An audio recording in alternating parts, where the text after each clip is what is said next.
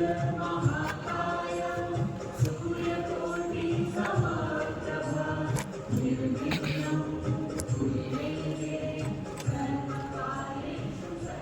I would like to call upon stage Mr. Vaibhav Singh, the president of VBI, the man behind VBI, for a welcome speech.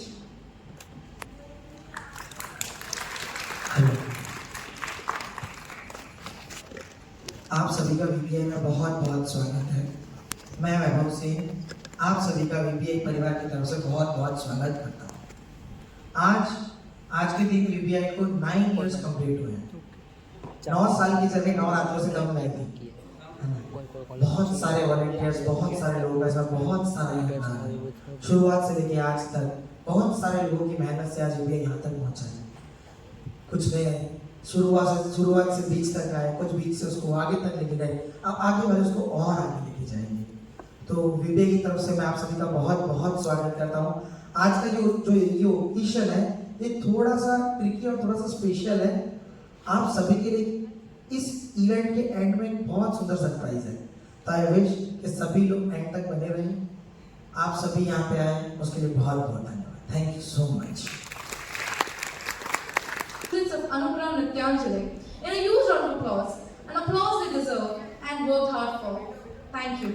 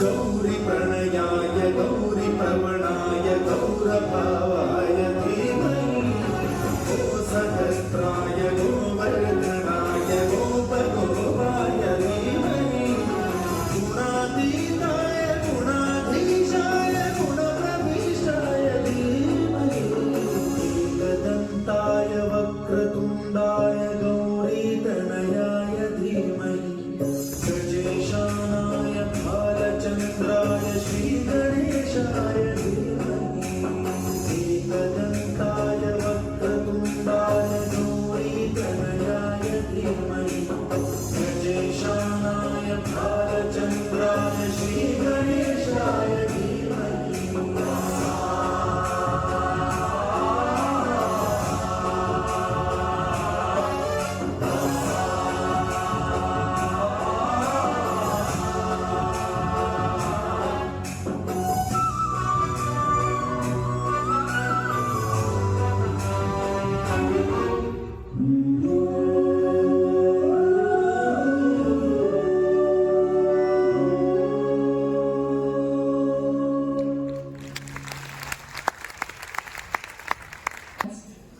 Now it's time for the most awaited program of the event, Krishna Leela.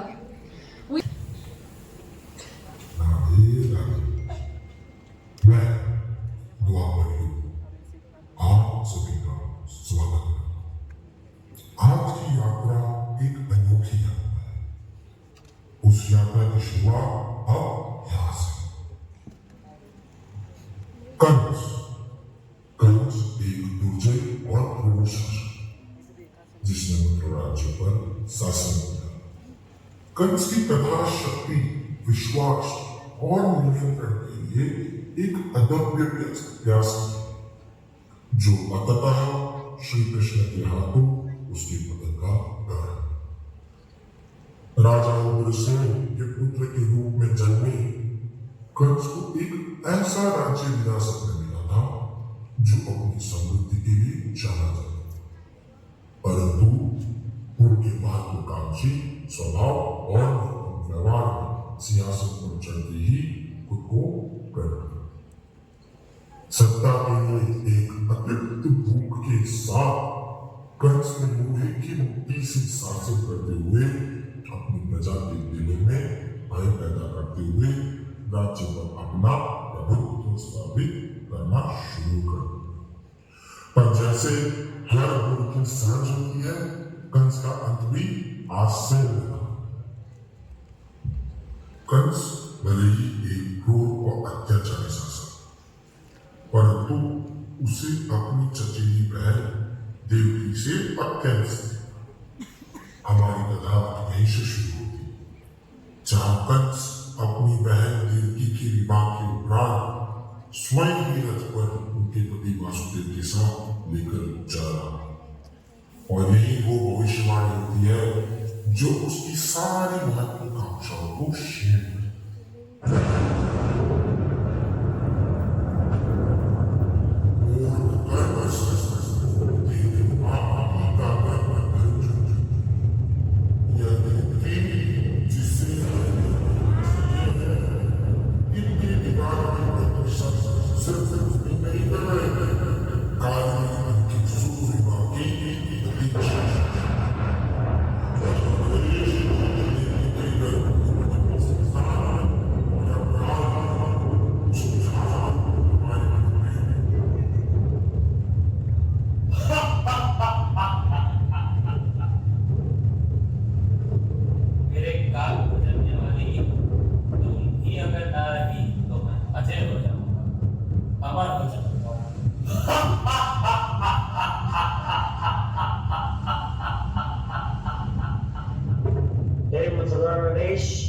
मैं देवकी के लिए आपसे प्रार्थना करता हूँ। मैं आपको यह वचन देता हूँ कि मैं स्वयं हमारी संतान को आपको सौंप दूंगा।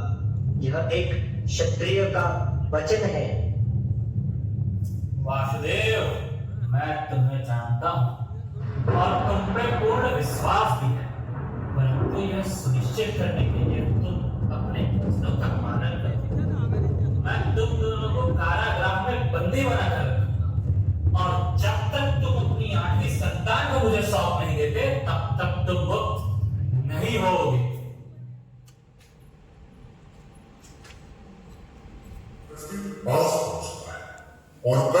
उसके साथ कारागार आ गया। देवकी के हाथों में उस बच्चे को देखता है। देवकी, इस बच्चे को मुझे सौंप दो।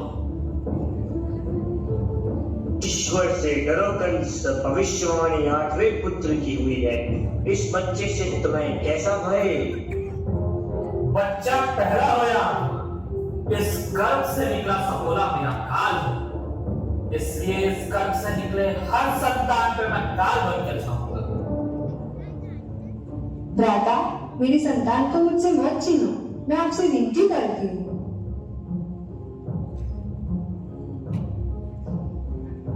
सातवें पुत्र के जन्म के समय माता रोहिणी जो कारागृह में देवकी और वसुदेव से मिलने आती है, देवकी से उनका गर्भ भेद और उस पुत्र को अपनी संतान को धरा।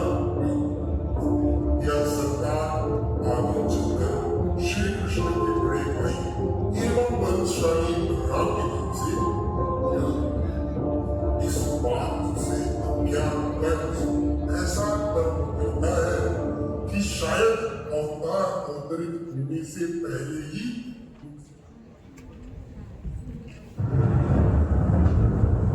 जो तुम्हारे हाथ में है वही मानो यह सभी कंस की तरफों और अत्याचार से बचे और ऐसा जो आने वाली उनके पिता की इस तरह यह व्यापार अपने नंदा के घर छोड़। परंतु आप इस कारागृह से जाएंगे कैसे? जिस ईश्वर ने मानव योनि में तुम्हारे गर्भ से जन्म लिया है, वह रास्ता अवश्य बना देंगे। इसी क्षण उनकी बेड़ियां खुल जाती है, कारागृह के द्वार अपने आप खुल जाते हैं और सारे द्वारपाल दैव के घर में चले जाते हैं। कारागृह की सिरहानी एक टुकड़ी में नन्हे श्री कृष्ण को रखकर वासुदेव गोकुल की ओर निकल पड़ते हैं।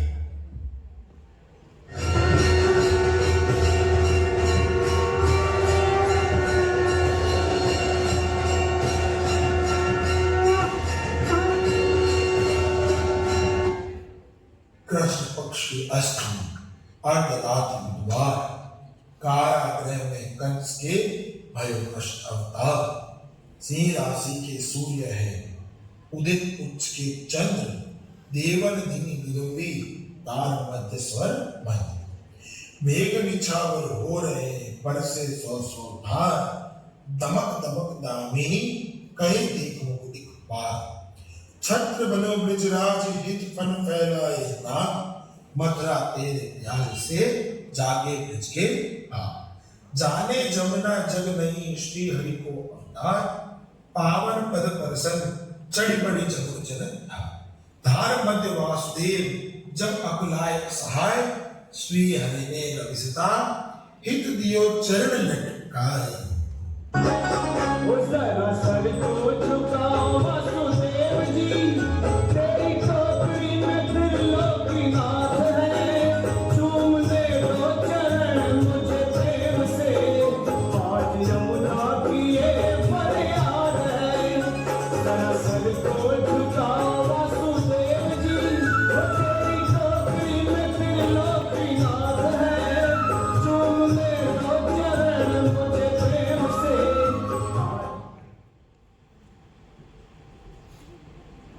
वसुदेव, मेरे मित्र, मैं तुम्हारी प्रतीक्षा कर रहा था।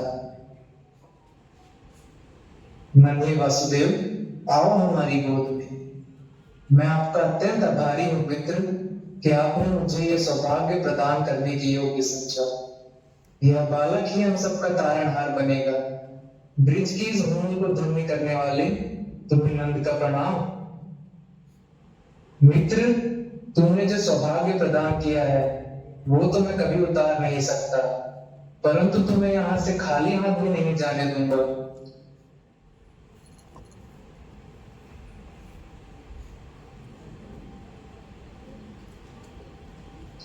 वासुदेव, विधि का विधान देखो।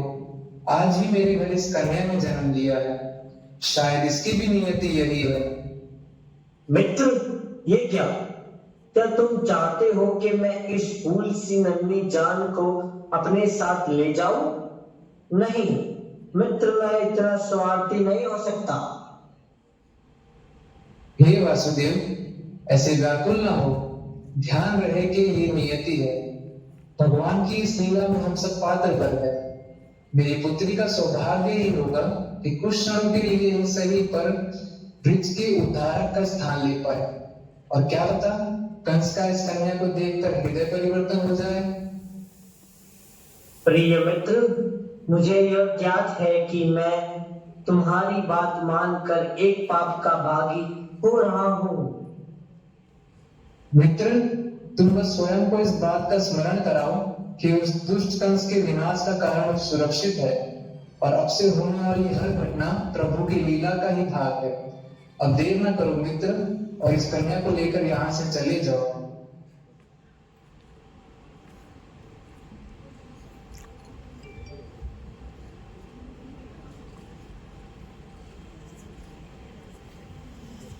देवी अपने हाथों में नन्ही सी कन्या को लेकर रो रही होती है और वासुदेव उन्हें शांत कराने का प्रयास कर रहे हैं।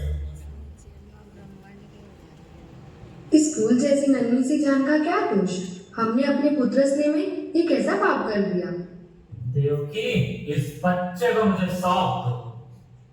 हे मथुरा नरेश, अब के तो पुत्र हुआ ही नहीं। देखो, पुत्री हुई है। संभव है कि भविष्यवाणी असत्य हो। मैं तुम्हारे छल को जान गया हूं वासुदेव, और तुमने मुझसे विश्वासघात किया है। अपने 8वें पुत्र को तुमने किसी तरह बदल दिया है। खैर, जो भी हो, अगर तुमने इस कन्या को ही जन्म दिया है, तब भी इस कोख से जन्मे किसी भी संतान को मैं जीवित नहीं छोड़ सकता।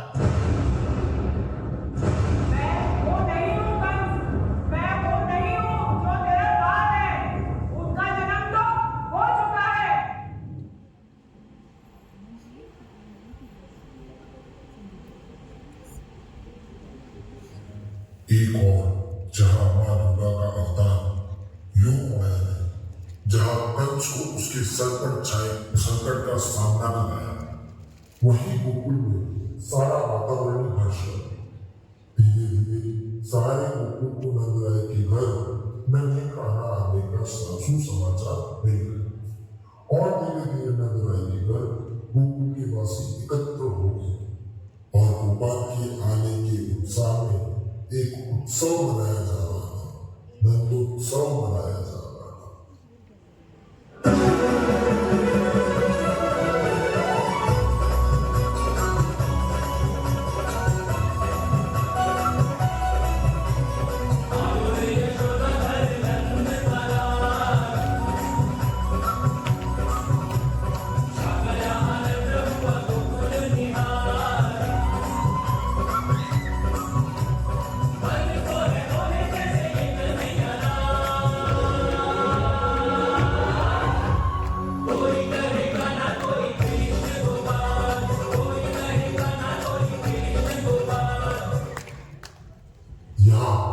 गोकुल में तीनों लोगों के ईश्वर ने पूरे गांव को आनंदित कर दिया था और उधर मथुरा में कंस क्रोध की अग्नि में तप रहा था।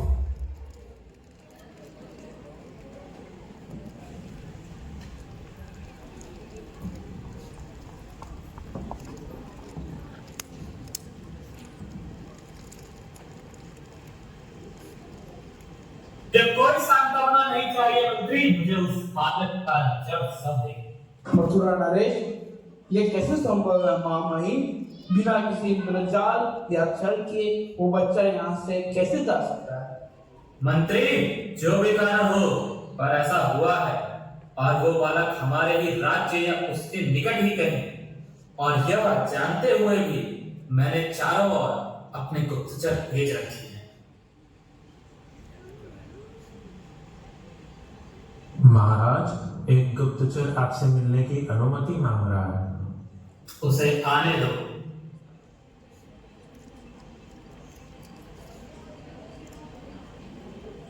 महाराज, मैं गोकुल से समाचार लाया हूँ। बीते दिनों में गोकुल की काया ही पलट गई है। गोकुल के नंदराय के यहाँ एक पुत्र का जन्म हुआ है। उससे गोकुल के लोगों में ही नहीं, वहाँ के वातावरण में भी अद्भुत प्रसन्नता दिखती है। तुम्हें और कुछ बताने की आवश्यकता नहीं। निश्चय ही यह वही बालक है। वासुदेव ने अपने परम मित्र नंदराय को अपनी संतान सौंपी है। पूतना को बुलावा भेजो। उस दूध पीते बच्चे के लिए वही काफी है।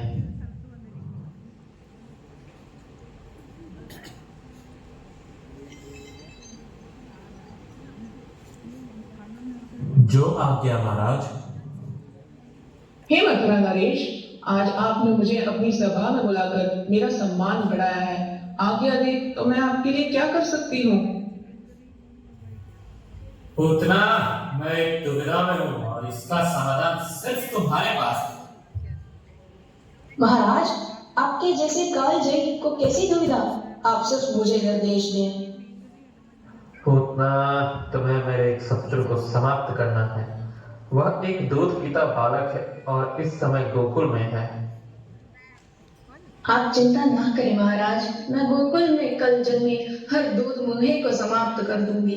अपने वक्षों पर विष लगाकर उन्हें अपना दूध पिला दूंगी। अब मुझ दासी को आज्ञा दें। अब आप मुझे तभी देखेंगे जब मैं आपके शत्रु के संहार का समाचार लेकर आऊंगी। मुझे तुमसे इसी बात की अपेक्षा थी। जाओ और विजय होकर लौटो।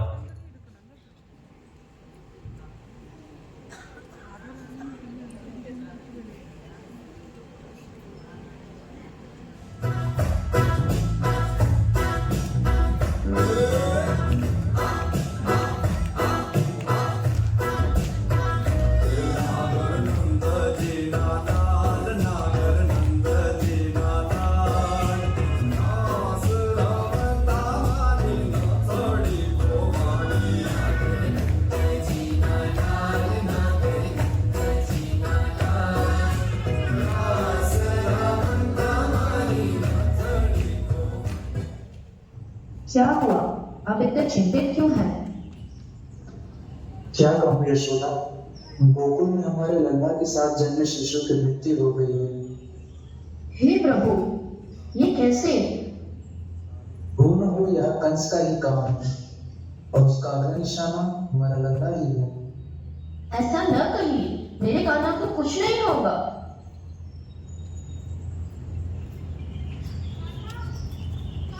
यशोदा, यह रोने का समय नहीं है। चलो हम अपने लल्ला को ढूंढ लाते हैं। इधर एक मैदान में पूतना अपने असल रूप में आ जाती है और नन्हे कान्हा को दूध पिलाने लगती है। पर कुछ ही क्षणों में उसके हाव भाव बदलने लगते हैं और वह दर्द से कहराने लगती है और उसी क्षण उसकी मृत्यु हो जाती है।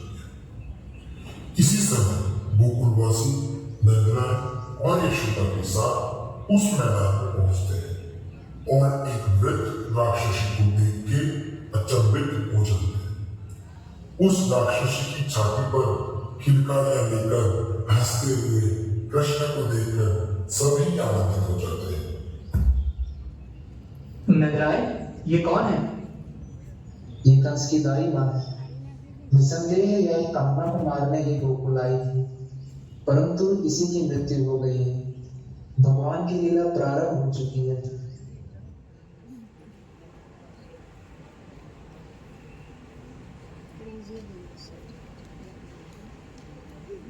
मथुरा में कंस को उसकी मृत्यु कर आश्वासित कर चुके होते हैं कि पूतना अपने कार्य में सफल हो चुकी थी, क्योंकि गोकुल से उसका अंतिम समाचार ऐसा था कि गोकुल की हर नवजात को वह मारने में सफल है। वहीं दूसरी ओर गोकुल में कान्हा दूध मुंह से एक नटखट बालक में बढ़ चुके। नटखट बाल गोपाल अपनी मां यशोदा को अपनी अटखीलियों से छेड़ा भी करते, पर अपनी निर्बलता से उन्हें मना भी लिया। ऐसी नन्हे बाल गोपाल आंगन में बैठे मिट्टी खा रहे थे और इसी क्षण यशोदा द्वार पर आकर उन्हें पुकारती है। कान्हा, ओ कान्हा। नन्हे कान्हा अपना सर हिलाकर उन्हें नकारते हुए दौड़ लगाती है। यशोदा नन्हे कान्हा के पीछे आंगन में दौड़ती है और चारों ओर दौड़ती है और कुछ समय बाद उन्हें अपनी गोद में उठा लेती है। दोनों हंसने लगते हैं। यशोदा कान्हा को अपने मुंह घूमने को कहती है और कुछ देर की पश्चात अपना मुंह खोलते हैं। श्री कृष्ण का मुंह खोलते ही पहले तो यशोदा हतप्रभ रह जाती। एकाएक संसार यशोदा के चारों ओर बदलने लगती है, जिसकी जगह भगवान कृष्ण के मुंह के अंदर एक चकाचौंध करने वाला दृश्य नजर आने लगता है। वह अपने भीतर विशाल ब्रह्मांड देखती है, जिसमें संपूर्ण आकाश गंगाएं, दिव्य प्राणी और मंत्र मुक्त कर देने वाली परिदृश्य है। इस लुभावनी दृश्य के बीच यशोदा को स्वयं को उन सभी को दिखती है जिन्हें वह जानती है, जिसमें गोकुल का पूरा गांव भी है। परंतु अंततः उनका आश्चर्य आनंद से अभिभूत भावनाओं में बदल जाता है और वह जमीन पर गिर जाती है। मेरे कृष्ण, जैसे जैसे समय का चक्र बढ़ता जाता है, वैसे वैसे श्री कृष्ण की नटखट क्रियाएं गोकुल में बढ़ती ही जाती है।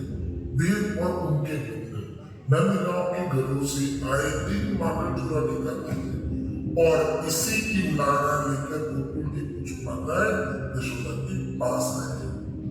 यशोदा, देखते हैं लल्ला प्रतिदिन हमारा माखन चाटा जाता है। मेरा लल्ला नटखट है, चोर नहीं। क्यों मोहन, तुमने इनके माखन खाए? ओ मैया मोरी, मैया, ओ मैया, मैया, मोरी मैया, मोरी मैया, मोरी मैया, साची कह रहते ओ कन्हैया, ओ मैया मोरी, मैं नहीं माखन खायो, नहीं नहीं, मैं नहीं माखन खायो, मैं नहीं माखन खायो, मैया मोरी, मैं नहीं माखन खायो। आज श्री कृष्ण अपने मित्र मंडली के साथ गोकुल भ्रमण पे निकले हैं। कान्हा, अब मुझसे चला नहीं जाता। पेट में जब तक कुछ खाने को न जाए, मैं तो एक कदम नहीं बढ़ा सकता। इसका उपाय भी आसपास ही होगा मित्र। मालती मौसी के यहाँ खाने को माखन मिल ही जाएगा। लाडो, देख तो इधर, मैं पानी भर लाती हूँ, तो ये माखन और दही की मटकी को ऊपर टांग दे और ध्यान देना वो यशोदा का छोरा कब आ जाए, कुछ पता नहीं। माँ, तू भी न, कान्हा न आए तो पूछती है कि वो क्यों नहीं आया, और जब ऐसा न हो तो उससे छिपकर मटकी छिपाने का कहती हो। तू ना समझेगी लाडो, वो जिस दिन आकर माखन नहीं खाता ना, उस दिन गौ माता दूध देने में कंजूसी करती है। फिर ये उससे छुपाती क्यों हो आप? देख, तुझे से जो कहा है वो कर और दीवार लगा दे।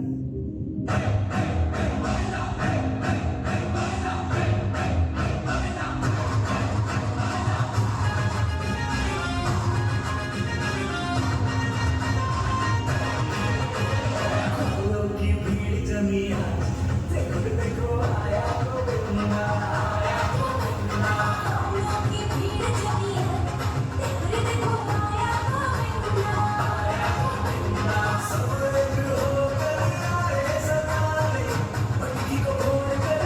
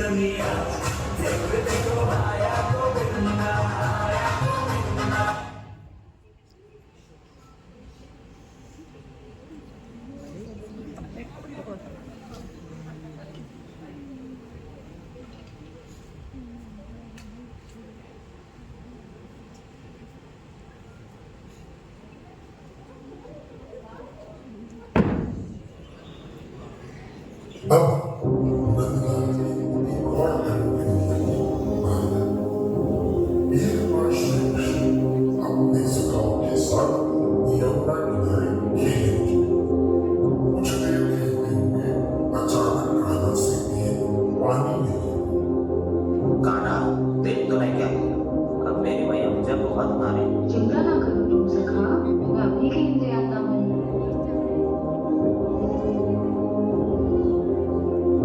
देखो तुमने क्या किया सीतामा, तुम्हारा कान यमुना में गिर गया है। तुम्हें नहीं पता कि यहाँ का पानी विषैला है और कोई भी प्राणी जो यहाँ से पानी पीता है वो जीवित नहीं रहता। मेरे काना को क्या हुआ? मेरी गलती है माता, मैंने ही कदम उठाया।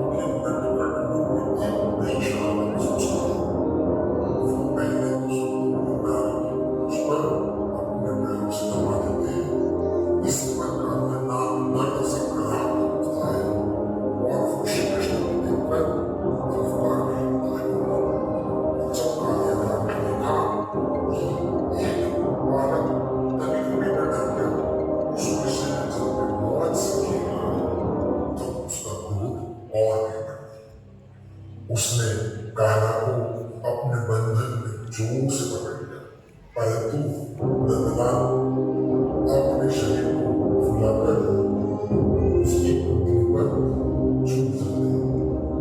अब तो कान्हा बहुत से आग पूरा हो जाता है और अपना फन जाकर के फुफकार करता है। उसके नेत्रों से ऐसी फुवारें निकल रही थी और उसे आगे लग गई। श्री कृष्ण ने उसके बड़े बड़े सिर को दबा दिए और चलकर उस पर सवार हो गए और कमा पड़ रहे थे। कालियानाथ के सहस्त्र से अपने जिससे जो प्रवेश पाता था उसी को अपने पैरों पर जो उसे उछालता था। इससे कालियानाथ शक्ति क्षीण हो गई और उसे खून निकल गया और वह यमुना के तट से बाहर निकल गई। तब भी श्री कृष्ण और कालियानाथ के संपर्क में तिरकते थे।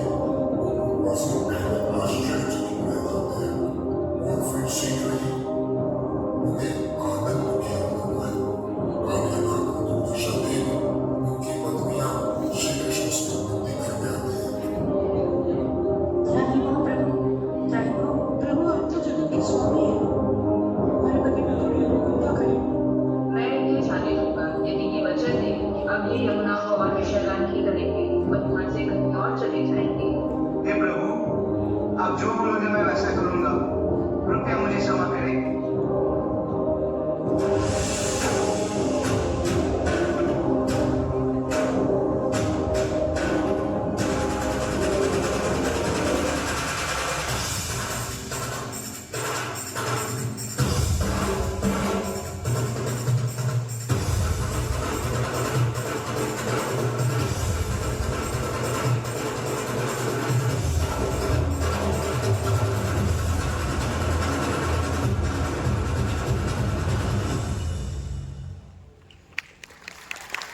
कभी नगर से माता में माता चुना करते थे तो कभी कालियानाथ के निश्चित मुश्किल यमुना को सुनकर उसने भक्ति किया। समय के चक्र में आगे काले सुंदर किशोर जो अब सारे बच्चों अपनी बांसुरी में मधुर सुर लगाकर मोहित किया करते।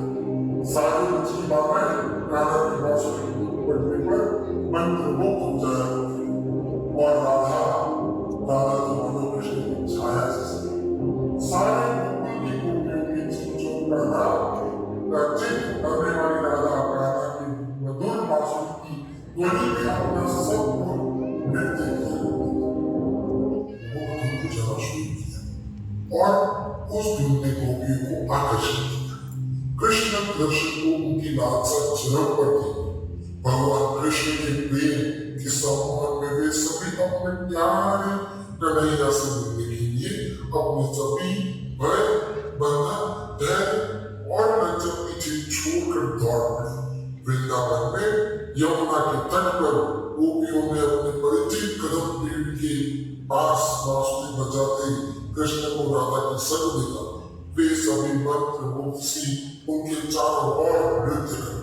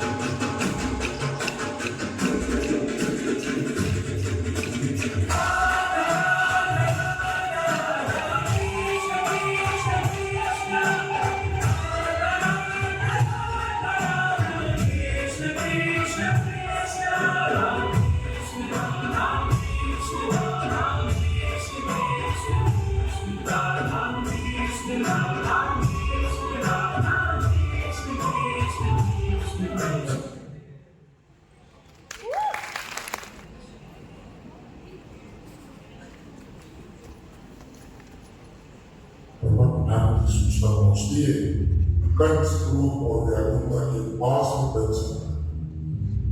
उसे इस बात का ज्ञान होता है कि हो ना हो ये कृष्ण देवकी का ही पुत्र है। अपने क्रोध को शांत कर वह कृष्ण को मथुरा लाने का नया षड्यंत्र पूछता है।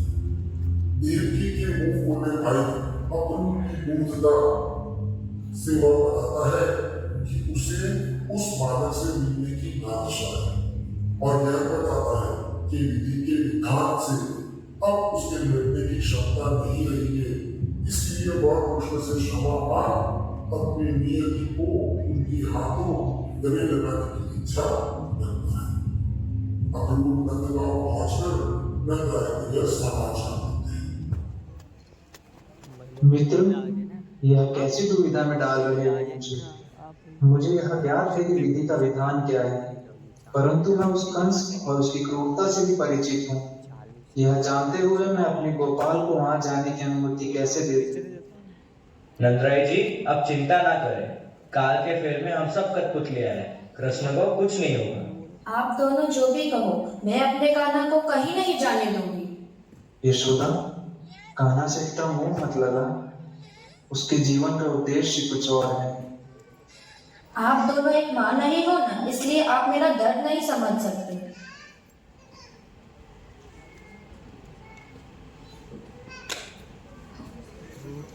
क्या हुआ मैया, तुम रो क्यों रही हो?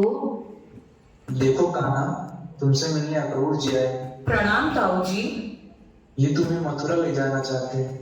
महाराज कंस ने तुम्हारे लिए बुलावा भेजा है। आप दोनों जो भी कहो, मैं अपने कान्हा को कहीं नहीं जाने दूंगी। मैया, मैं तो कब से मथुरा जाने की प्रतीक्षा में था वहाँ के वैभव और संपन्नता के बारे में काफी सुना है, अपनी आंखों से भी देखना चाहता हूँ। तुम भोले हो मेरे लल्ला। भोली तो आप है यशोदा माता। कहना कोई साधारण मनुष्य नहीं, वह वायु जैसे है, उन्हें आप अपनी मुट्ठी में कैसे बांधोगी? मैं कुछ नहीं जानती, आप सब एक पक्ष हो गए हैं, मेरी व्यथा कोई नहीं समझ रहा है। मैया, मथुरा है ही कितना दूर, तुम यहाँ से आवाज लगाना और मैं अगले ही क्षण तुम्हारे पास आ जाऊंगा। रथ तेरा है, गोकुल के हर भवन से गोकुलवासी निकलकर अपने मनभावन मोहन को विदा करने आए। माता यशोदा थाल सजाए अपने कान्हा को मथुरा भेजने से पहले उनकी आरती उतार उनका तिलक करती है और उनके आंसू नहीं हुए नंदराय उन्हें सांत्वना देते हैं। यशोदा, क्या अपने लल्ला को ऐसे आंसुओं की विदाई दोगी? मैं क्यों भला अपने कान्हा को विदा करूं, ये तो मेरा है। मैया, मैं सदैव आपका ही रहूंगा और कालांतर में यह भी एक नित्य सत्य होगा और मैं सदा सदा के लिए यशोदा का ही नंदलाल कहलाऊंगा। यशोदा रोते हुए श्री कृष्ण को गले से लगा लेती है और नंदराय भी कृष्ण को आशीर्वाद देते हैं। कृष्ण अक्रूर के साथ रथ पे सवार होकर पड़ते हैं मथुरा की ओर। सारा गोकुल आंसू बहा के कुछ दूर उनके रथ के साथ चलता है। कुछ दूर बाद कृष्ण देखते हैं कि कदम के पेड़ के नीचे राधा उनकी प्रतीक्षा में सजी हुई थाल जलता हुआ दिया और भरी हुई आंखों से कृष्ण का अभिवादन करती है। कृष्ण रथ से उतरकर उनके पास जाते हैं। मोहन, मुझसे मिले बिना ही चले जाओगे? तुमसे मिले बिना कैसे जा सकता हूँ मैं राधे?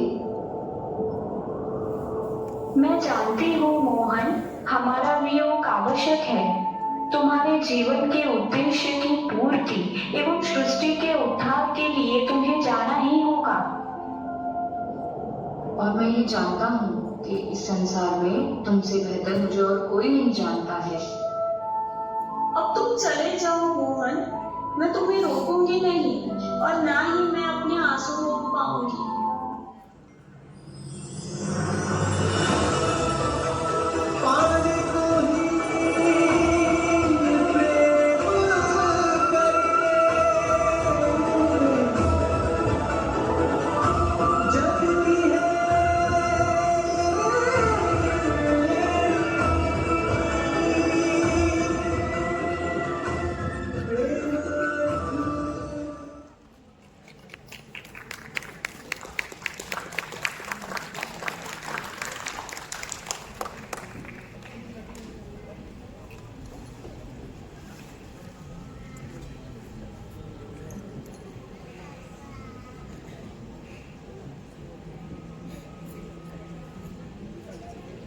कंस की योजना अनुसार कृष्ण और बलराम मथुरा को आ जाते हैं, परंतु इस योजना में जितना विधि का विधान कार्य करता है उतना कंस का क्षय है।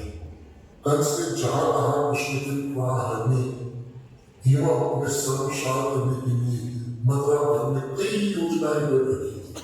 क्षमा करें महाराज, आपके लिए सूचना लाया हूँ। कहो, क्या समाचार लाए हो? जिस हाथी को रात भर हमने मदिरा पान करा कृष्ण की मथुरा आने वाले रास्ते पर उसे मारने के लिए छोड़ा था, कृष्ण ने उस मदमस्त हाथी की सूंड काट कर हत्या कर दी। क्या? हम जानते थे इस बालक को मारना इतना सरल नहीं होगा। यही नहीं महाराज, मथुरा भ्रमण को निकले उस बालक के दर्शन पाने सारा मथुरा उसके पीछे निकल पड़ा है। अपने बचे हुए जीवन काल की अंतिम क्षणों से जीभ भर के रास ले लेने दो, उसकी मृत्यु मेरे ही हाथों होनी है। महाराज की जय हो। अब तुम क्या बुरा समाचार लाए हो? महाराज, उस अद्भुत बालक ने आपकी दासी कुब्जा को स्वस्थ कर दिया और वह एक सुंदर स्त्री के रूप में परिवर्तित हो गई। क्या? उस गुरु कुबड़ा को ठीक कर दिया? अवश्य ही यह कोई कपट चाल है। बहुत हुआ, उसे अखाड़े की ओर ले आओ, जहां उसके इस कपट और छल का खेल का अंत होगा। मैं उसके रक्त से वहां की मिट्टी लाल कर दूंगा।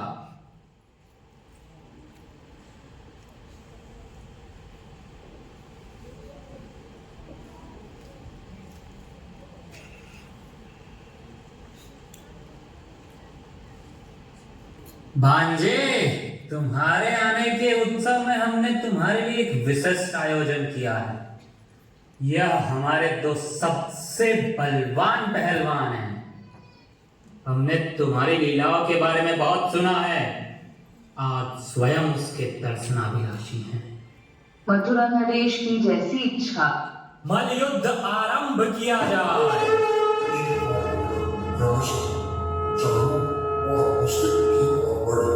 पहले मुझसे दो हाथ करने और कुछ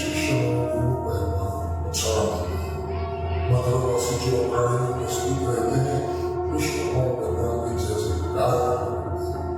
कंस भय से थोड़ा पीछे हटा, परंतु अगले ही क्षण अपनी तलवार खींचकर कृष्ण को ललकारता है। कृष्ण, तू मेरा अंत करेगा। मैं अब अपने हाथों तेरी बलि दूंगा और सर्वशक्तिमान कहलाऊंगा। मथुरा नरेश, काल भर ना मेरी कोई बिसात है न तुम्हारी। तुम्हारे पापों का घड़ा भर चुका है और यदि विधि का विधान यही है कि मेरे हाथों से तुम्हारा वध होगा तो इसे मैं रोक नहीं सकता हूँ। जिस संग्राम बनाया गया था, कृष्ण उसे फान कंस की ओर बढ़ते हैं। उधर कंस तेज गुस्से में अपनी तलवार उठाता हुआ उनकी ओर बढ़ता है। कृष्ण के ताऊ अक्रूर कंस को रोकने की कोशिश करते हैं, परंतु कंस भूलकर अक्रूर को नीचे गिरा देता है। इतने में कृष्ण कंस की ओर दौड़े और उसे बालों से पकड़कर अखाड़े के पार खींच लेते हैं। कंस के हाथों से तलवार की पकड़ छूट जाती है। कृष्ण कंस को घसीटते हुए अखाड़े में ले आते हैं और उसी की ही तलवार लेकर एक ही बार में उसका सिर धड़ से बदल देते हैं। फिर उन्होंने वह शब्द किया जो कंस के पास था, जीत का संकल्प करते हैं। वह स्तूप प्रत्यक्षदर्शी खुशी मनाने लगती है। Radhe Radhe.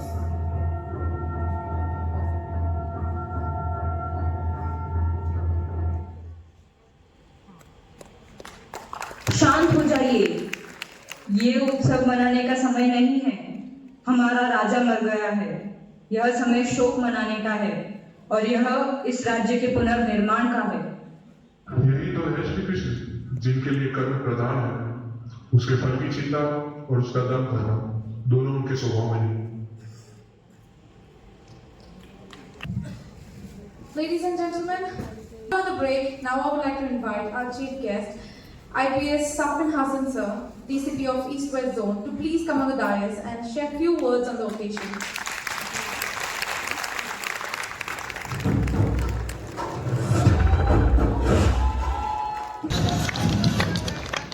Thank you so much. Thank you. Please. Thank you. First of all, my heartfelt congratulations to the entire team for this wonderful organization of this event. અહીંયા આઈ ગેસ આ જે વિદ્યાર્થીઓ છે, જે લોકો અહીંયા ભણી રહ્યા છે, એમના પેરેન્ટ્સ અને જે લોકો આ એનજીઓ સાથે જોડાયેલા છે, એ વોલેન્ટિયર્સના પેરેન્ટ્સ અને એમના ફેમિલી મેમ્બર્સ ઉપસ્થિત છે. એટલે પહેલાં તો એ બધાને મારા તરફથી ખૂબ ખૂબ શુભેચ્છાઓ અને કોંગ્રેચ્યુલેશન્સ કે નેશન બિલ્ડિંગના આ પ્રયત્નની અંદર આપ બધા અહીંયા જોડાયા છો. ઇટ્સ નોટ દેટ ઇઝી કે યુવાનીના વર્ષોની અંદર જ્યારે તમારી ઉંમર કોલેજમાં ભણવાની છે, હેંગઆઉટ કરવાની છે, મિત્રો જોડે પાર્ટી કરવાની છે, ટ્રીપ્સ પર જવાની છે, એ ઉંમરની અંદર સ્લમમાં જઈને બાળકો સાથે ટાઈમ સ્પેન્ડ કરવો, એમને બેટર ફ્યુચર કઈ રીતે આપી શકાય એના ઉપર વિચારવું અને એની પાછળ મથવું, આ આઈડિયોલોજી ઇટ સેલ્ફ, આના માટે ઉઠાવેલો એક નાનામાં નાનો કદમ પણ આ દેશની સરહદ પર ઉભાયેલા જવાનના સમતુલ્ય ગણી શકાય. કારણ કે આપણે ભારત દેશના ભવિષ્ય માટે કામ કરી રહ્યા છીએ. સરકાર તો કામ કરે છે, પણ સાથે સામાજિક સંસ્થાઓ અને સિવિલ સોસાયટીને પણ સાથે આવીને કામ કરવાની જરૂર છે. આપણને બધાને ખબર છે કે દેશને આઝાદ થયે માત્ર હજુ 75 વર્ષ જ થયા છે અને 75 વર્ષ જેટલા નાના સમયગાળામાં 200 વર્ષ જૂની લોકશાહીની સાથે ખભાથી ખભો મિલાવીને ઊભા રહી શકીએ એ પરિસ્થિતિ આપણે પહોંચ્યા છે. આપણી સાથે આઝાદ થયેલા એવા ઘણા દેશો છે જે આજે પોતાનું અસ્તિત્વ ટકાવી રાખવા માટેની માથાકૂટમાં પડ્યા છે. એની સામે આજે આપણો દેશ એ દુનિયાને માર્ગદર્શક કઈ રીતે આપવું એની વિમાસરમાં છે. એટલે આપણા બધા માટે ગૌરવની વાત છે. અને હજુ આવનારા 5 વર્ષ, 10 વર્ષ, 25 વર્ષની અંદર આપણે એવું કંઈક કરવાનું છે કે ભારત જેને વિશ્વગુરુ કહેવાય છે એ સાચા અર્થમાં વિશ્વગુરુ બની અને દુનિયાને માર્ગદર્શન આપી શકે. અને એની અંદર માત્ર સરકાર અને સરકારી સંસ્થાઓ, સરકારી તંત્ર એટલા દોડશે તો એટલું ઇનફ નથી. આ દેશની જનસંખ્યા મુજબ આ દેશના તમામ નાગરિકે સાથે મળીને કામ કરવું પડશે. અને આ વિદ્યાર્થીઓ, આ યુવાનો જે કામ કરી રહ્યા છે, હું એટલા માટે કનેક્ટ કરી શકું છું અને એટલા માટે હું અહીંયા હાજર પણ છું બિકોઝ હું જ્યારે કોલેજમાં હતો ત્યારે મેં પણ એક પ્રોજેક્ટ ચાલુ કર્યો હતો, પ્રોજેક્ટ નિર્માણ, જેની અંદર અમે લોકો, હું અને મારા મિત્રો સ્લમમાં જઈને બાળકોને ભણાવતા હતા અને આ જ પ્રકારના સ્ટેજ શો અને પ્રોગ્રામ કરી અને એમનું મોટિવેશન, એમનું मथुरा का पुराना वैभव एवं संतुलन लौटा. श्री कृष्ण ने वासुदेव और देवकी को उनके कारागृह से मुक्त किया एवं अपने पितामह राजा उग्रसेन को भी मुक्त कराकर उन्हें फिर से मथुरा के सिंहासन पे विराजमान किया. मथुरा के राजकुमार होने के कारण उनकी शिक्षा दीक्षा के लिए उज्जैन के ऋषि सांदीपनि के गुरुकुल भेजा गया. अपनी दीक्षा अर्जित करके जब वे मथुरा से आए तब उन्होंने उस स्थली में वास करने की इच्छा जताई. वे चाहते थे कि धरती से यादव कुल पे फले फूले जहां में उनका वास हुआ करता था, उन्होंने भगवान विश्वकर्मा से प्रार्थना की. हे भगवान विश्वकर्मा, मेरी इच्छा है कि आप इस धरती पे एक अद्भुत और अद्वितीय नगर का निर्माण करें. प्रभु, इस कार्य में समुद्र देव की सहायता की भी आवश्यकता है. यह तभी संभव है जब वे इस नगर के निर्माण हेतु थोड़ी भूमि देकर धन्य करें. श्री कृष्ण समुद्र देव से प्रार्थना करते हैं और उनकी इच्छा अनुसार समुद्र देव उन्हें 12 योजना भूमि प्रदान करते हैं. भगवान विश्वकर्मा नगर और महल का कार्य प्रारंभ करते हैं और केवल 2 दिन इस नगर निर्माण को पूरा कर देते हैं. यह नगर सुवर्ण धार का नाम से प्रसिद्ध हुआ. सोने, चांदी, मोती और मूल्यवान पत्थरों से जड़े नगर की मेहनत और अद्भुत नगर संरचना का दृश्य देखते ही बनता था. श्री कृष्ण द्वारकाधीश बनकर इस असाधारण एवं अतुल्य नगर के विराजमान रहते हैं.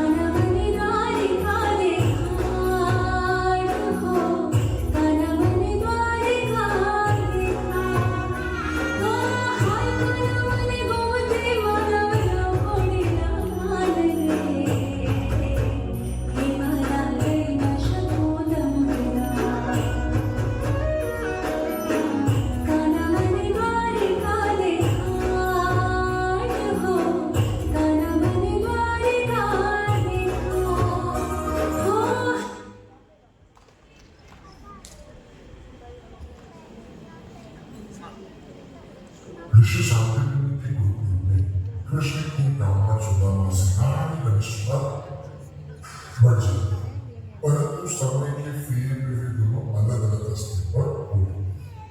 आज जहाँ श्री कृष्ण द्वारकाधीश है, वही सुदामा एक दरिद्र एवं साधकहीन ब्राह्मण जो अपना जीवन यापन भिक्षा हुआ. उनकी पत्नी सुशीला उनसे एक पुत्र है जिससे उसकी माँ हर दिन में झूठ कर सुना देती है कि कल वो उसे स्वादिष्ट और भरपेट पकवान चाहिए. देखिए, मैं आपकी अर्धांगिनी हूँ. आपके साथ किसी भी परिस्थिति में जीवन यापन कर सकती हूँ, परंतु हमारे पुत्र की इस व्यथा को अब मुझसे देखा नहीं जाता. मैं क्या करूँ सुशीला, लोगों में भिक्षा देने की प्रवृत्ति धीरे धीरे समाप्त हो जा रही है. आज भी कुछ नहीं मिला. आप अगर मेरी एक विनती माने तो हमारे कष्टों का निवारण हो सकता है. तुम मुझे पूर्ण कृष्ण के पास जाने को कहोगी तो यह मुझसे ना हो पाएगा। क्यों नहीं, वे आपके परम मित्र हैं। संकट की इस घड़ी में वे आपका साथ नहीं छोड़ सकते। मैं जानती हूँ आप स्वाभिमानी हैं, परंतु वे कोई साधारण मनुष्य भी तो नहीं। ठीक है, तुम्हारी बात को रख लेता हूँ। कल ही द्वारका के लिए चलता हूँ। द्वारका तक की कठिन यात्रा पूर्ण कर सुदामा के हारे द्वारकाधीश की राजमहल के सामने पहुंचते हैं। मुझे कृष्ण से मिलना है। द्वारकाधीश को इस तरह संबोधित करने वाले आप कौन हो ब्राह्मण? मैं उनका मित्र सुदामा हूँ। हमारे द्वारका के सम्राट श्री कृष्ण की तुम जैसे दरिद्र मित्र? चलो चलो, विनोद न करो। अगर कोई विनती हो या भिक्षा लेनी हो तो कल दिन में आना, ये उनके विश्राम की बेला है।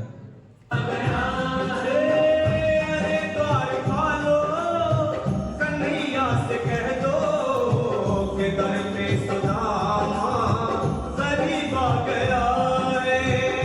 दर पे सुदामा गरीब आ गया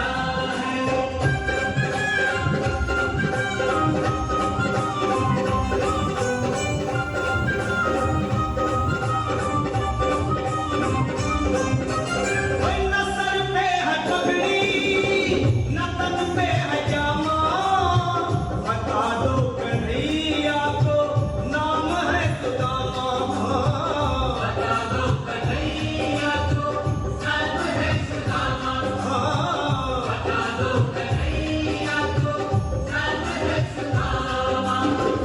न सर पे है पगड़ी न तन पे है जामा, बता दो कन्हैया को नाम है सुदामा। हो न सर पे है पगड़ी न तन पे है जामा, बता दो कन्हैया को नाम है सुदामा। हो बता दो कन्हैया को नाम है सुदामा।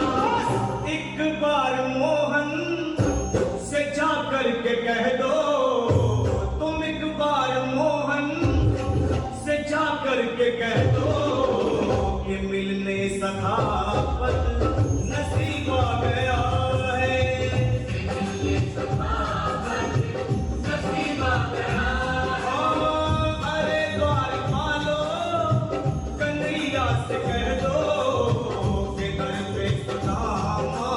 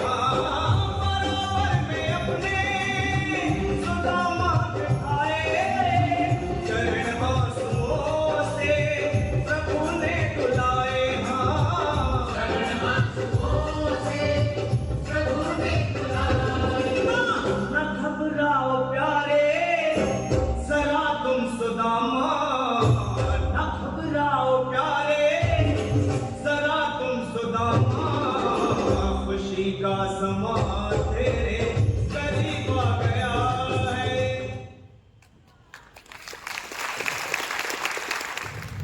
द्वापर युग में श्री कृष्ण की लीला और उनके जीवन का उद्देश्य पंचमृत ही सीमित नहीं था। उनके अवतार का उद्देश्य अभी पूर्ण नहीं हुआ। हस्तिनापुर में उनकी लीला के अंतिम अध्याय की परिकल्पना हो चुकी एवं उस महायुद्ध की परिस्थितियां आकार ले रही थी जिसके द्वारा श्री कृष्ण इस तरह को एक ऐसा ज्ञान देने वाले थे जिससे आने वाले युगों तक अज्ञान की नींव रह जाए। हस्तिनापुर के राजभवन में शकुनी ने अपनी 64 की विशाल विचार की। गंगापुत्र भीष्म, विदुर, कुलगुरु कृपाचार्य, गुरुवर द्रोणाचार्य, महाराज धृतराष्ट्र सब हस्तिनापुर के विशिष्ट व्यक्तिगण मौन धारण किए हुए हैं, परंतु राजभवन कहावतों से गूंज रहा है। दुर्योधन, कर्ण, शकुनी और दुशासन पांडवों से उनका सब कुछ जीत चुके हैं। अब क्या दाव पे लगाओगे धर्मराज युधिष्ठिर? अपनी सारी संपत्ति, अपनी प्रजा, अपना राज्य और यहाँ तक इंद्रप्रस्थ भी तुम हार चुके हो। अब मैं अपने अनुज नकुल को दांव पे लगाता हूँ। ये दुष्ट क्रीड़ा यही समाप्त करो। ये कुरुकुल की मर्यादा और प्रतिष्ठा पे लांछन है। पर ये दाव तो लगा चुके हैं, अब इसे पूरे किए बिना कैसे उठे? क्यों धर्मराज? मामाश्री, आप दांव चलिए। अब मुझे नाव की आवश्यकता है मामाश्री। जैसे तुम्हारी इच्छा भांजे। दांव पड़ते ही पांडवों के सिर रक्षा से झुक जाते हैं और कौरवों में उल्लास दौड़ पड़ता है। धीरे धीरे युधिष्ठिर स्वयं के संग वे सारे नाविकों को दांव पे लगा देते हैं और सबको हार जाते हैं। सारी सेवा असहाय से बस इसी दृश्य की साक्षी बनती है। धर्मराज युधिष्ठिर, तुम पांडवों मेरे सेवक हुए। कहो, अब क्या लगाओगे मेरे दांव पर? अब दांव पर लगाने के लिए मेरे पास कुछ भी नहीं है। धर्मराज, अवश्य आपकी अभिमानी द्रौपदी अभी भी है आपके पास। तुम सब मेरे दास हो और जब तक मैं आज्ञा ना दूं तब तक वहीं बैठे रहो। महाराज, इस महान साम्राज्य के पतन का कारण ना बने। इस क्रीड़ा को यही रोक दे। यह अपनी गरिमा, आचार और आदर की सीमाएं नाप चुके हैं। इस क्रीड़ा को समाप्त करने की घोषणा कीजिए महाराज। काकाश्री, इस क्रीड़ा को समाप्त करने की घोषणा केवल मैं कर सकता हूँ और मैं कहता हूँ कि जब तक इनके पास दांव पर लगाने के लिए कुछ भी बाकी है, ये क्रीड़ा समाप्त नहीं होगी। कहो, लगाओगे द्रौपदी को दांव पर? लगाओगे? हाँ। मामाश्री, मुझे नाव की आवश्यकता है। अवश्य भांजे, मेरे पास से मेरी आज्ञा बिल्कुल मानेंगे। पासे के साथ में गिरते ही पांडव युधिष्ठिर की ओर असहाय से देखते हैं और कौरव उल्लसित हो उठते हैं। सेवक, आज्ञा प्रभु। उस दासी द्रौपदी को सभा में लेकर आओ।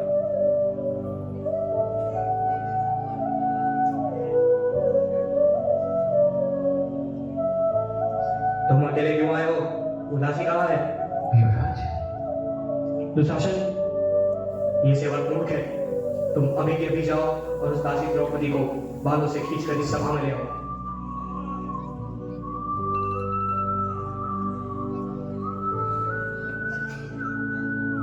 दुशासन कुछ देर पश्चात द्रौपदी को बालों से पकड़कर वहीं से बाहर खींच लाता है और मुद्दे में पटक देता है।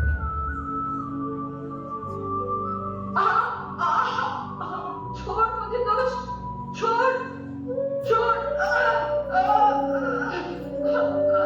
छोड़।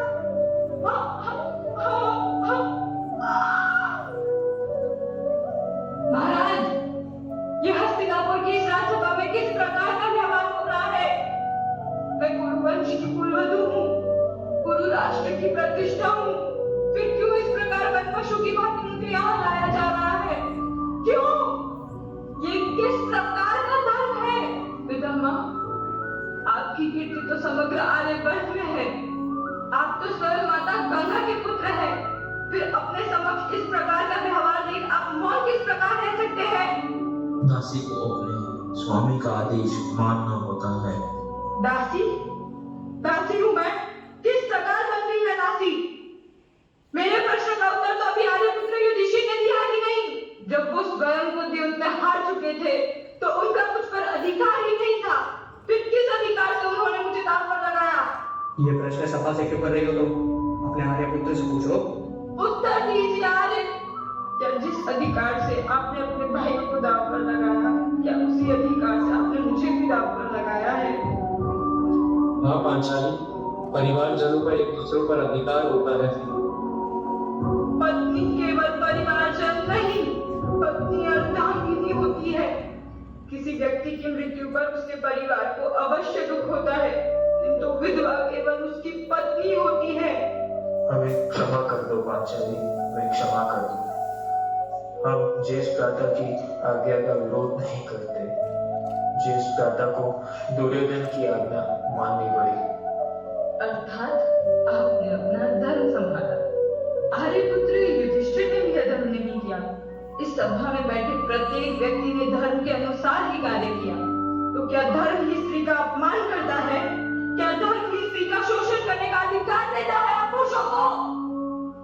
सबने अपने अपने धर्म के विषय में अवश्य विचार किया, किंतु किसी ने पांचाली के सम्मान का, पांचाली की भावनाओं का, पांचाली की गरिमा का विचार नहीं किया। नहीं किया क्योंकि तुम्हारे पति पुरुष है ही नहीं। आओ दासी द्रौपदी, मेरी जंगा पर बैठो। दुर्योधन, इस अपमान के लिए मैं तेरी जंगा तोड़ने का प्रण लेता हूँ। प्रलाप मत करो, आओ दासी द्रौपदी। मूर्ख दुर्योधन, मैं यज्ञ से जन्मी यज्ञ सैनी हूँ और अग्नि को कभी बांधा नहीं जा सकता। मुझे तुम दासी नहीं बना सकते, क्योंकि मुझे वो स्वीकार्य नहीं, मान्य नहीं। मेरा आदेश है दासी द्रौपदी, वापस आओ। स्वतंत्रता मन का स्वभाव है दुर्योधन। कोई वस्त्र नहीं जो छीना जा सके। स्वतंत्रता छीनी नहीं जा सकती, किंतु वस्त्र तो छीने जा सकते हैं। शासन, इस कमली स्त्री को निर्वस्त्र कर दो।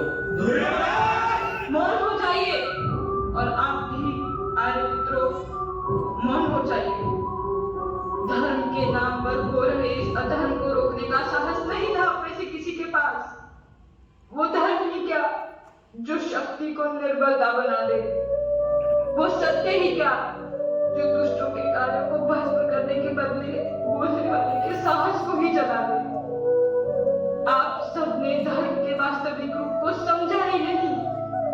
दीपक प्रकाश अवश्य धारण करता है, किंतु वही दीपक ज्योति को जाने के बाद हाथों को काला भी करता है। अब आप सबके जीवन से धर्म जा चुका है। अब आप सब मेरा रक्षण नहीं कर पाएंगे। यदि मेरा रक्षण होना होगा तो वो अब स्वयं ईश्वर करेंगे। आओ दुशासन, अपनी शक्ति का परीक्षण कर लो। गोविंद।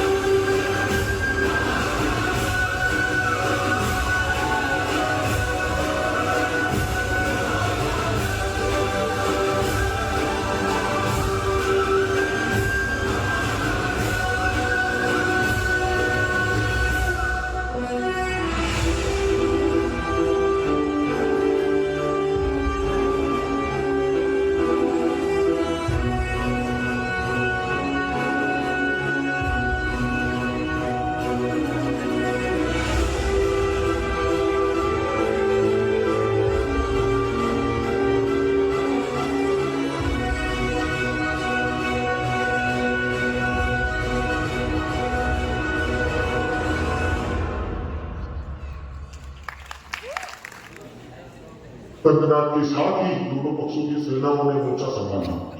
अर्जुन ने जब अपने सामने खड़े वीरों को देखा तो उसके मन में शंका ने घर कर लिया। इनमें से कोई उनके श्रेष्ठ थे, कोई उनके ज्येष्ठ थे, कोई उनका मित्र तो कोई उनका अनुज। यह सोच अर्जुन को घेर लेती है और उसके हाथों से गाड़ी घेर सकता है। अर्जुन ने अपनी शंका और संकोच से श्री कृष्ण के सामने प्रकट की। इस प्रकार अर्जुन के माध्यम से श्री कृष्ण ने कुरुक्षेत्र में जिस कर्म योग का उपदेश दिया वह गीता का उपदेश कहलाया। बात इस समय जब विनाश की लीला तुम्हारे सर पर है तो तुम्हारा ऐसा विचलित होना और रणभूमि को छोड़ के जाने की बात कायरता है। इस तरह नपुंसक न बनो बालक। श्रेष्ठ पुरुष विषाद में डूब के अपने उत्तरदायित्व से भागा नहीं करते। हे शत्रु संहारक, हे धनंजय, तुम्हारी ये शंका और संकोच अनुचित है, अयाचित है। अपनी कीर्ति से यूं मुंह न फेरो। इस दुर्बलता का त्याग करो और उठाओ गांडी, युद्ध के लिए खड़े हो जाओ। यह युद्ध और इसका परिणाम तुम्हारा है। केवल मैं एक सारथी का धर्म निभा सकता हूं और तुम्हें अपना कर्तव्य निभाना है। हे केशव, अपनों का मुंह बहाना ये कैसा कर्तव्य है? मुझसे ये युद्ध नहीं होगा केशव। जो चले गए वे चले गए। ज्ञानी न जाने वालों का शोक करते हैं, ना उनका जो नहीं गए। न विगत के लिए शोक करे, न अगत के लिए। तुम जिनके लिए शोक कर रहे हो वे शोक के योग्य नहीं है पार्थ। मूल तत्व शरीर नहीं, आत्मा है और मृत्यु उसकी यात्रा का अंत नहीं है। शरीर का अंत आत्मा की यात्रा का एकमात्र पड़ाव है। आत्मा की यात्रा अनंत है पार्थ। जिस तरह हम कोई वस्त्र उतार कर नया वस्त्र धारण कर लेते हैं, वैसे ही आत्मा नया शरीर धारण कर लेती है। हे पार्थ, विनाश आत्मा को नहीं छू सकता है, फिर शोक कैसा? शरीर के अंत का? हे केशव, इस युद्ध के पश्चात भी सारे हो गए। होना या ना होना क्या है पार्थ? ऐसा समय तो कभी नहीं था जब मैं नहीं था, न तुम थे, न इसमें से कोई भी था। और न ऐसा समय कभी होगा जब हम में से कोई भी न होगा। फिर ये कैसा भ्रम जहां तुमने मान लिया कि ये जीवन ही संपूर्ण जीवन है। और रही बात सुख दुख की, तो ये तो ऋतुओं के भांति आते जाते रहेंगे पार्थ। जो सुख और दुख दोनों को समान रूप से देख उन्हें झेल जाए, वही स्थित प्रज्ञ है और वही मोक्ष का अधिकारी है। शस्त्र उठाकर जीवन हरने या मृत्यु को प्राप्त होने की आशंका से मुक्त हो जाओ। मृत्यु उसी की हो सकती है जिसका जन्म हुआ हो। आत्मा कालातीत है और जब उसका जन्म ही नहीं हुआ तो उसकी मृत्यु कैसे हो सकती है? आत्मा अजन्मा है, नित्य है, सनातन है, अविकारी है, अविनाशी है। शस्त्र उसे काट नहीं सकता, अग्नि उसे जला नहीं सकती, जल उसे भिगा नहीं सकता और वायु उसे सुखा नहीं सकती। इसलिए तुम्हारी शंका करना व्यर्थ है पार्थ।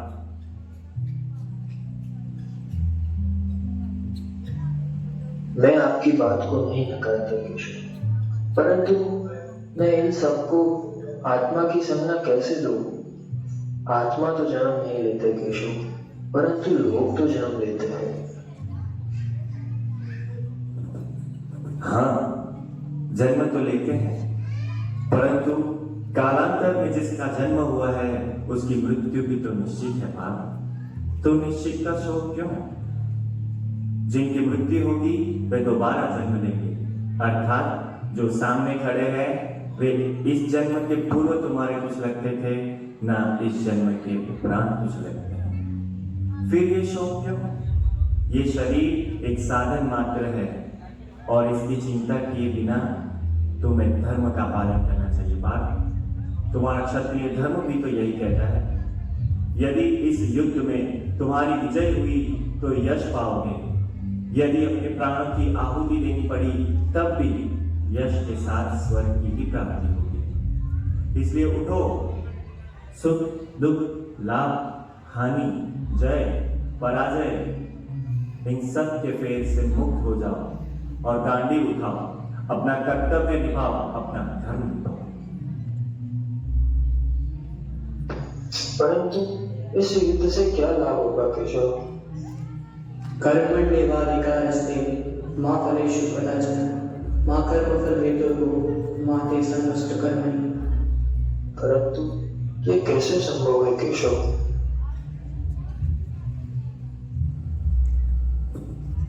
कर्म इसलिए करोगे पाठ क्योंकि कर्म के बिना जीवन संभव नहीं है। जैसे युद्ध करना या न करना निर्णय तुम्हारे हाथ में है, परंतु कर्म तो करना ही पड़ेगा। इस युद्ध का परिणाम तुम्हारे हाथों में नहीं है, परंतु यदि तुम युद्ध के लिए गांडी उठाते हो क्योंकि यह तुम्हारा कर्तव्य है, तो तुम इसके परिणाम से आने वाले भाव से मुक्त हो जाओगे। तुम अपनी कामनाएं त्याग जब सुख दुख के फेर से मुक्त हो जाओगे, तब तुम अपने स्वयं में संतुष्टि पाओगे। जब तुम बाहरी लगाव से मुक्त नहीं होते हो, तब काम उत्पन्न होता है और काम की शांति न होने पर क्रोध और क्रोध से मोह और बढ़ता है।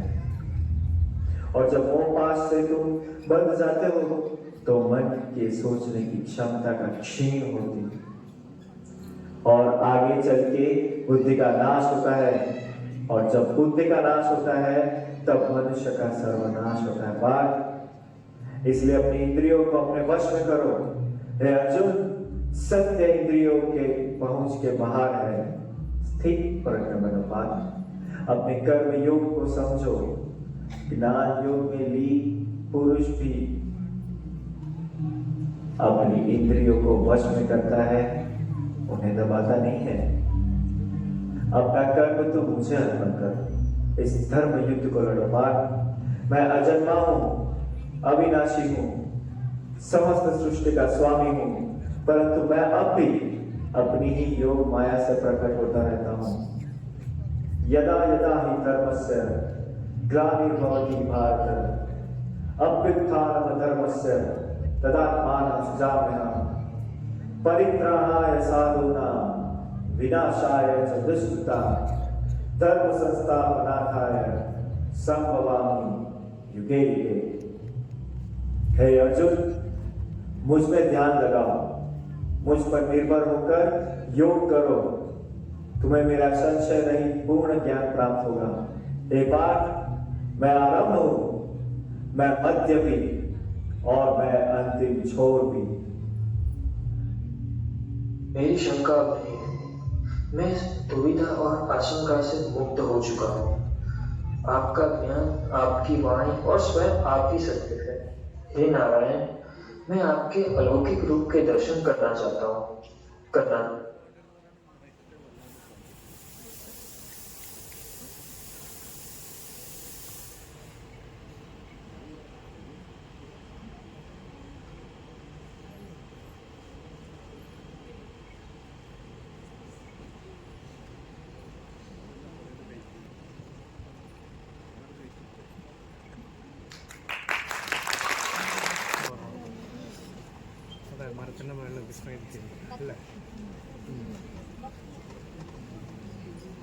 गीता का सारथी उसकी शंकाओं का समाधान किया और उसके पश्चात वहां युद्ध का आरंभ हुआ।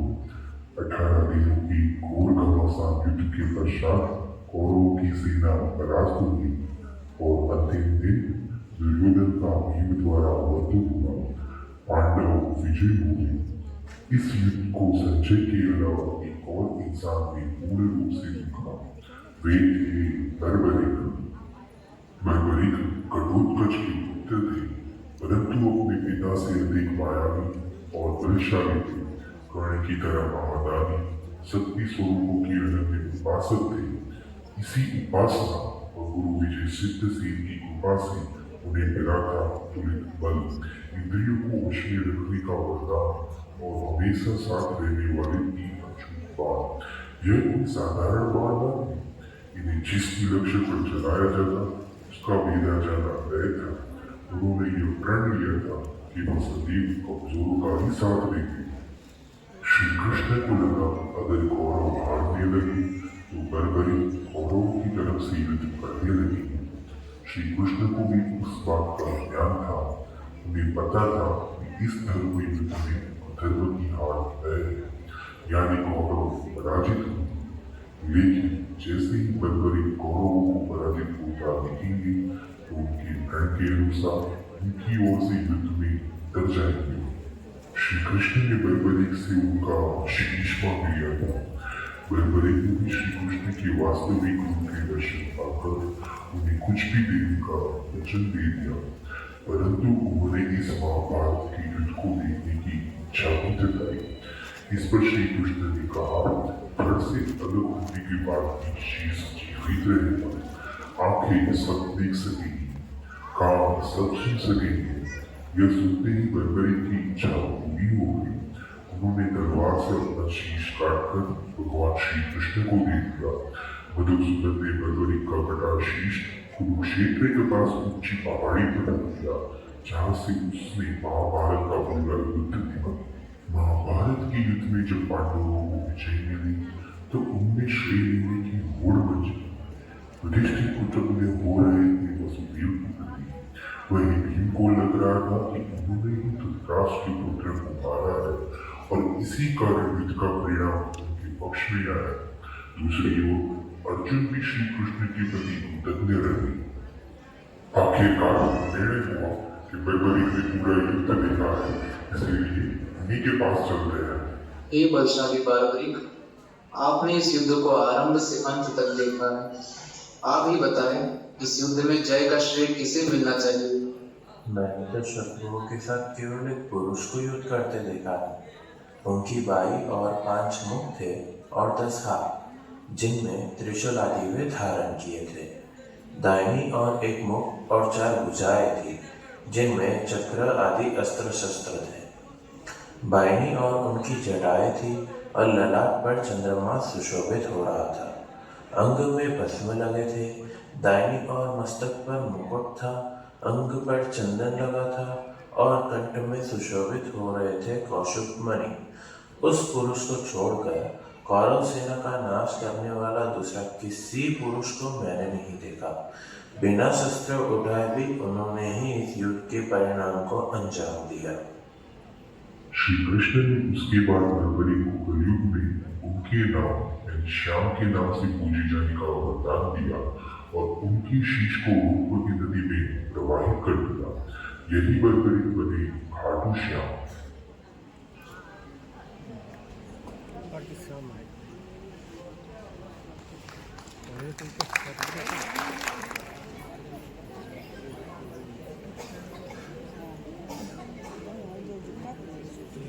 मानवता और मानव जाति को लगभग नष्ट कर देने वाला कुरुक्षेत्र का युद्ध शांत हो चुका था।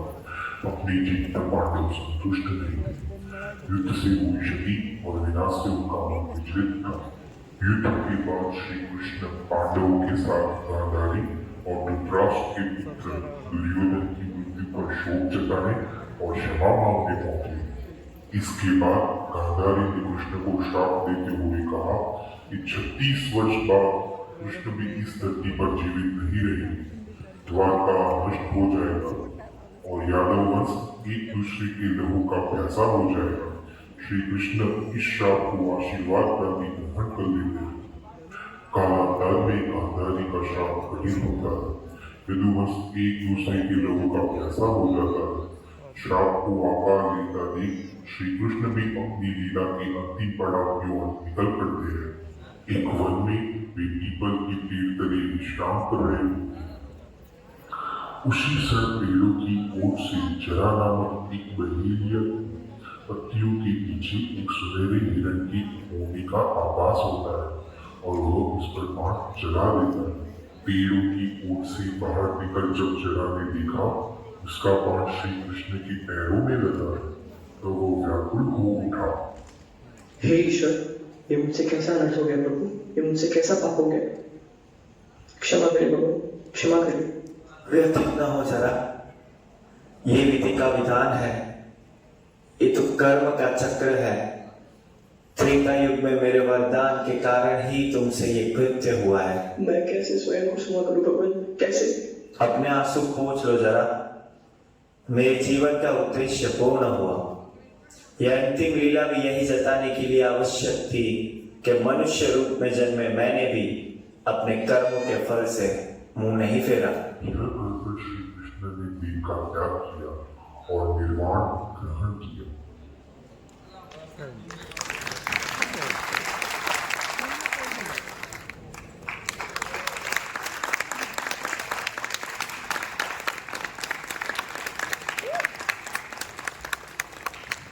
दिन रात की मेहनत, तन तोड़ पसीना, साथ में सेवा, और यही देखो हमारी सेना। Thank you so much, thank you so much. बहुत पेशेंसली सभी ने सुना। जिन लोगों को भी कृष्ण कृष्ण कृष्णमय होना था सेवा के साथ, कृष्ण भगवान ने सेवा करते करते पूरा जीवन निकाला था, और उस जीवन की यात्रा इन पूरी टीम ने करवाई। Thank you so much for amazing Krishna Leela. Thank you so much.